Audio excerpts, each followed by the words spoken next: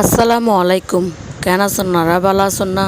আইলাম দনারা sitting gap আজি শিখাইম দনারা জানন তো আর মতো করে রান্না করে চাইতারণ কিনলে ভালো লাগে না।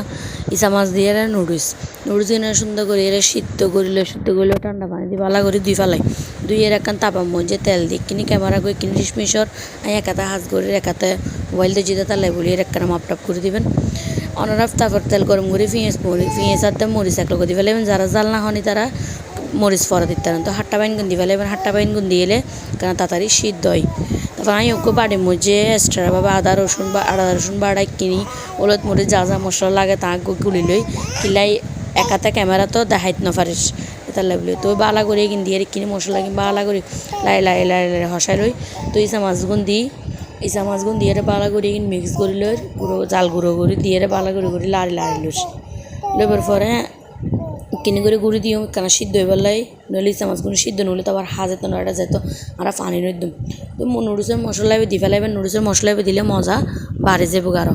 তারপর সিদ্ধ করা নুডলসে কিন্তু দিয়ে বালা করে সুন্দর করে আলতো হাতে আস্তে আস্তে মিক্স করিলে মনে করেন আস্তে আস্তে মিক্স করিবেন আলারে গুঁড়ো করে দিয়ে তারপরে ফাইনাল লুক সন্নরা সত্যি বহুত মজা হয়ে হাইতে।